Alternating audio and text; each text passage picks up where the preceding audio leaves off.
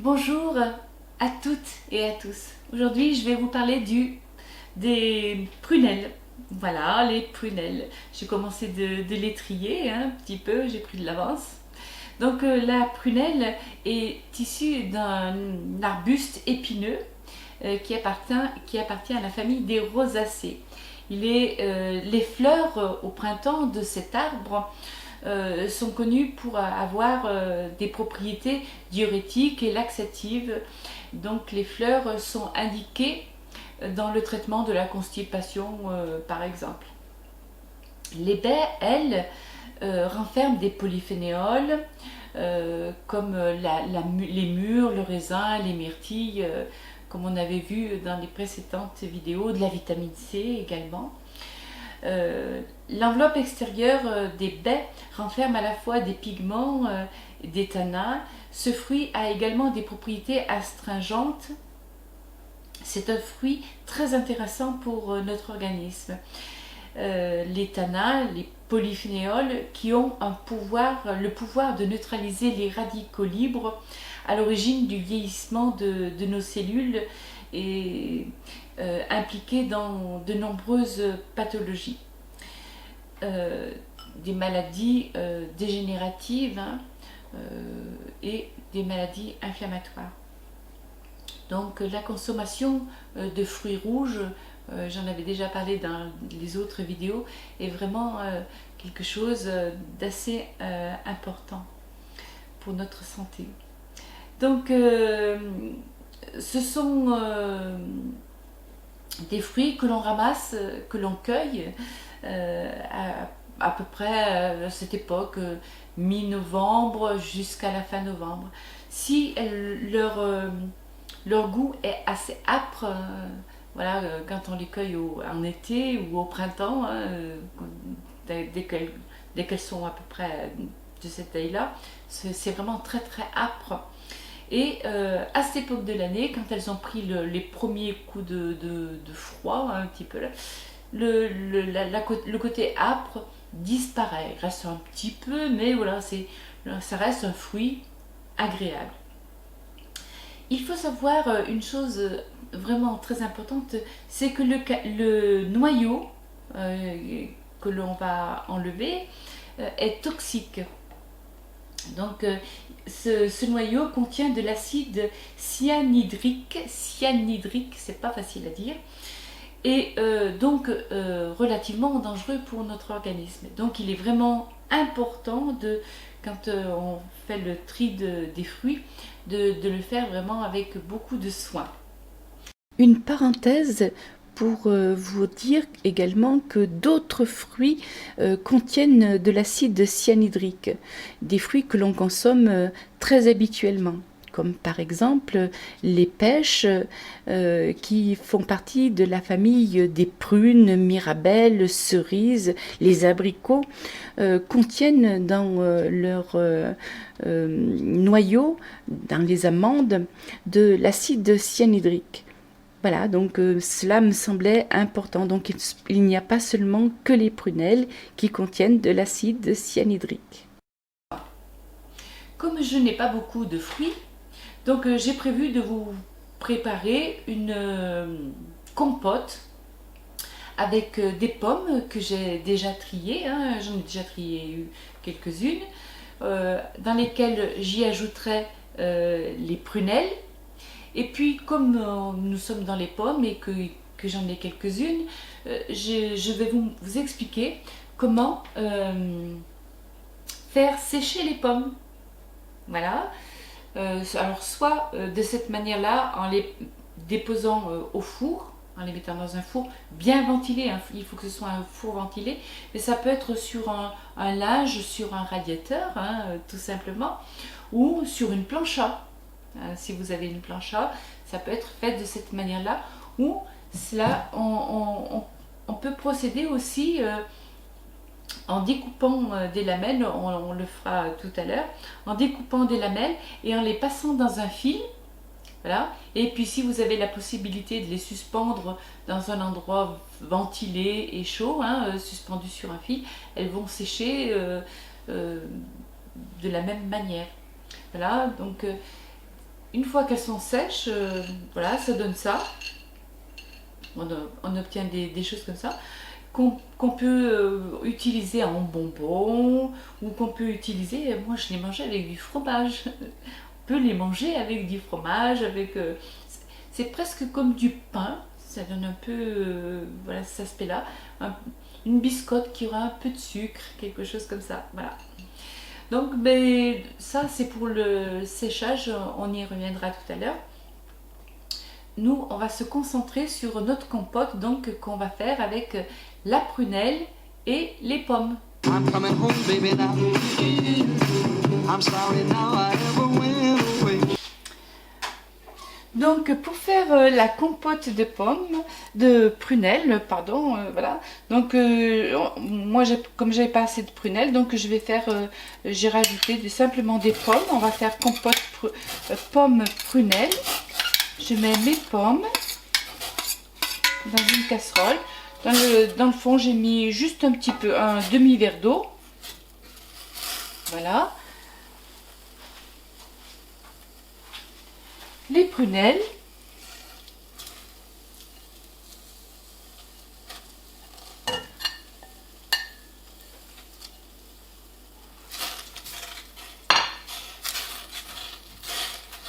Et simplement, on va laisser cuire tranquillement.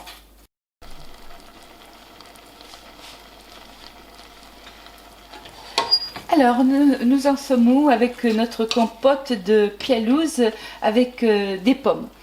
Donc voilà, j'avais pas beaucoup de pialouse, donc j'ai choisi de faire une compote avec des pommes pour pouvoir en avoir davantage. Mais j'ai choisi des pommes, on aurait pu choisir des poires, n'importe quel autre fruit, hein, des abricots, n'importe quel autre fruit. Voilà, donc les fruits sont cuits. Alors moi, je ne les passe jamais à la moulinette, de même que je ne rajoute jamais de sucre.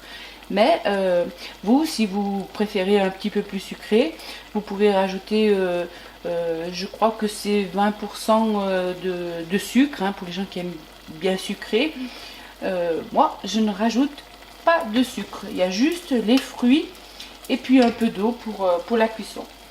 Donc, une fois qu'on a fait qu'ils sont cuits, je les écrase un petit peu de manière manuelle, toujours, hein, on est pour l'écologie à fond. On écrase les fruits.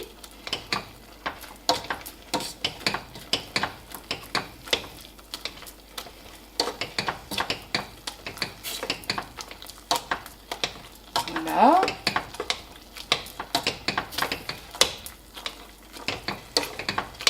On va éteindre le gaz.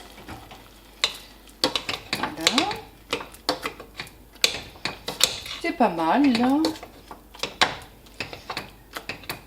On a quelque chose de tout à fait bien. Ensuite, donc je vous ai choisi plusieurs modèles vous pouvez utiliser ce type de bocaux. Voilà.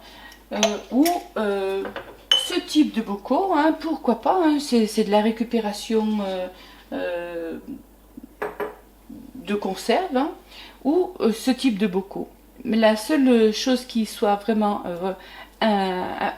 indispensable, c'est que quand vous allez les faire stériliser, qu'ils soient recouverts d'eau. Donc choisir la taille en fonction de la casserole. Donc moi j'ai mis de l'eau à chauffer déjà, hein, un petit peu en avance, pour pouvoir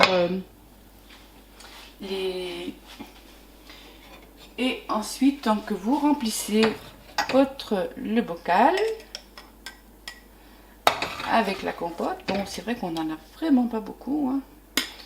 Donc, je sais pas combien je vais pouvoir en faire, mais peut-être qu'un seul, je sais pas, on verra.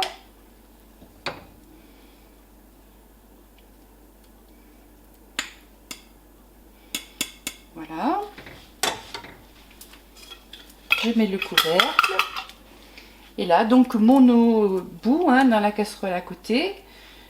Je le ferme bien correctement. Je le mets.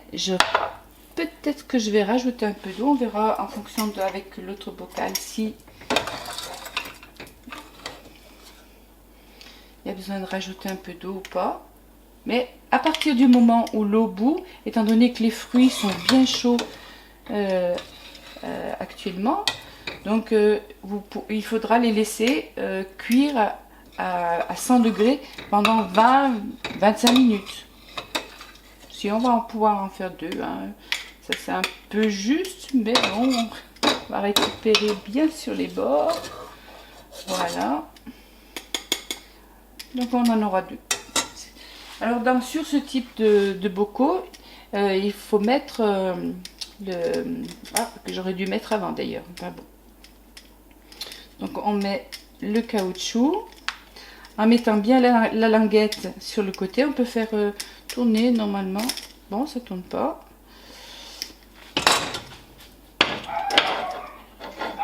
Voilà, donc on met bien la languette sur le côté et on ferme. Et il ira rejoindre l'autre bocal. Voilà, bon, il manque peut-être un petit peu d'eau. Mais voilà, donc à partir du moment où l'eau sera en ébullition, il faudra laisser cuire pendant 20 minutes. Et ensuite vérifier évidemment si les bocaux ont bien pris. Et pour cela, il faudra attendre qu'ils soient refroidis. Et vous essayez de les ouvrir sans trop forcer. S'ils ne s'ouvrent pas, c'est qu'ils ont pris. Et ce sera de la compote pour cet hiver. Comment faire sécher les pommes? Alors pour obtenir ceci, hein, comme on a vu dans le passage précédent, qu'on pourra manger de différentes façons, hein, soit simplement comme ça, soit les incorporer à une tarte, soit en faire des bonbons, soit les utiliser presque comme des biscottes, hein. C'est assez impressionnant. Donc pour en arriver à ce stade-là, et ensuite, donc quand ils seront bien secs, on les conservera dans des sachets en papier, hein. Donc toutes les pommes séchées finiront dans le sachet en papier et toujours bien dans un endroit bien au sec. Mais avant d'en arriver là, donc il faut les faire sécher. Les faire sécher, alors comme j'en avais un petit peu parlé, donc soit en les mettant au four, hein, dans une plaque au four, celles-ci ont commencé déjà de sécher, ou je vous avais dit qu'il existait une deuxième solution. La deuxième solution, donc il faut couper la pomme en deux.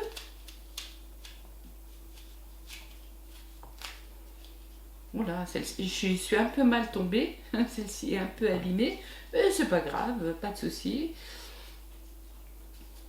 On enlève, donc on les a quand même passées à l'eau, hein, on les a soigneusement nettoyées, lavé les pommes. Voilà. On enlève ce qui est abîmé. Voilà, le plus soigneusement possible.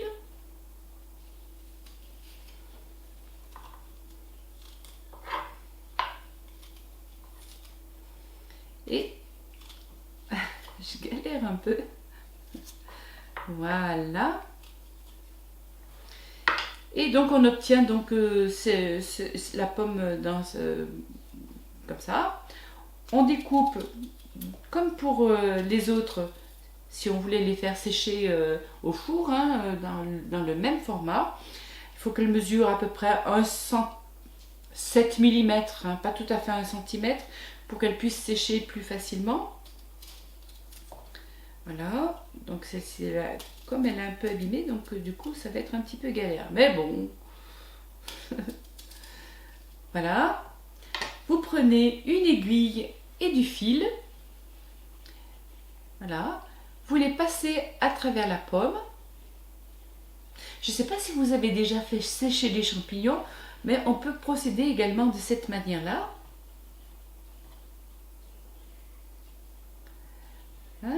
C'est comme la couture, hein, un petit peu. On va le faire sur 4 ou 5, voilà, comme ça. Donc vous obtenez vos pommes qui sont, voilà, il faut les mettre, qu'il y ait de l'espace un petit peu entre chaque pomme. Et alors moi, je vous donne mon truc à moi, donc je les mets sur un séchoir à linge, donc je les attache comme ça sur le séchoir à linge que je mets au-dessus d'un radiateur. Quand les radiateurs sont allumés, évidemment. Si vos radiateurs ne sont pas allumés, vous pouvez utiliser le four ou la plancha, hein, c'est aussi une solution. Voilà, donc sur un étendage, et vous mettez la partie de l'étendage juste au-dessus d'un radiateur, et vos pommes pourront sécher. Voilà, pour les pommes. Je vous souhaite une bonne journée ou une bonne soirée à tous, et puis à très bientôt pour une nouvelle vidéo sur les plantes.